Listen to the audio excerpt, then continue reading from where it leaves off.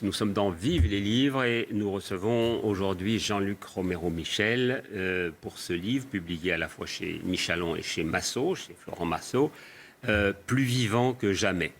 Plus vivant que jamais, il s'agit de l'histoire de votre compagnon qui est devenu votre mari et qui est mort très jeune. Et vous nous racontez comment on peut survivre à un deuil pareil, qui est le deuil évidemment maximal. Oui, c'est un deuil maximal. Je pense que vous. Il n'y a pas d'échelle. Il n'y a pas d'échelle quand on perd un enfant. Mais c'est un deuil terrible parce que évidemment, je n'imaginais pas. On avait un écart d'âge important et que ce serait lui qui partirait avant moi dans des conditions qui sont aussi terribles. Voilà. Et j'ai voulu à la fois qu'on résume pas sa vie à sa fin.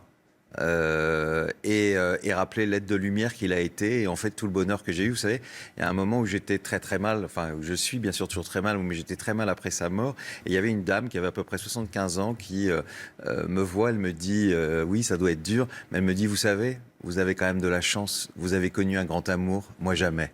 Et quelque part, je me suis dit, voilà, il fallait aussi que j'écrive ce livre. Mais évidemment, c'est un peu thérapeutique d'écrire un livre comme ça.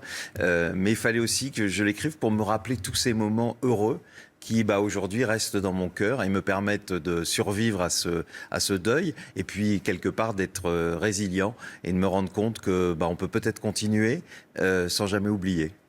Qu'est-ce qui peut aider, non pas à oublier, bien sûr, vous le dites vous-même, mais à relativiser ou en tout cas juste à survivre et même à apprécier des choses, de nouvelles Il faut rester dans la vie et c'est pas facile.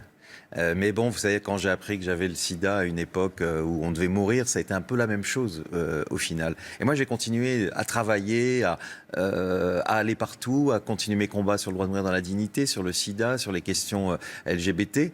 Et ça m'a, je pense, permis de m'en sortir. Alors maintenant, vous savez, quand c'est comme ça, il faut après faire attention, parce qu'on est dans une espèce d'exagération, où on a une course, une fuite en avant, et je m'en suis rendu compte pendant le confinement, où d'un seul coup, je me suis retrouvé à rester chez moi pendant des semaines, alors que d'habitude, j'étais 2 à 3 fois par semaine à l'étranger ou en déplacement. Mais en même temps, il faut rester dans la vie, il faut avoir une vie sociale. Je pense que quand on abandonne tout, malheureusement, tout se termine mal. Il faut s'occuper de soi.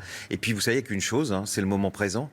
Parce que vous savez, on peut spéculer autant qu'on veut sur l'avenir, on ne sait absolument pas ce qui va se passer dans l'avenir. La seule chose qu'on sait, c'est ça, c'est de profiter des moments, d'être ici avec vous, de discuter, d'être avec des amis. Voilà, sans chercher peut-être plus, peut-être qu'un jour, quand ce deuil sera mieux accepté, je pourrais peut-être faire des projets, mais pour l'instant, je vis le moment présent et c'est déjà pas mal. Je vous ai connu sous le nom de Jean-Luc Romero. Aujourd'hui, vous appelez Jean-Luc Romero-Michel parce qu'il s'appelait Michel. C'était important, depuis que je suis marié, parce que vous savez que c'était un de mes combats, qu'on puisse avoir les mêmes droits, nous, homosexuels, que les personnes hétérosexuelles. Et je veux garder ce nom, et plus que jamais aujourd'hui, un peu pour l'honorer, pour pas oublier qu'il a eu une vie très courte, mais qu'il a été un très très grand militant. Il était secrétaire général de l'association pour le moins de mourir dans la dignité. Il luttait beaucoup dans la lutte contre le sida.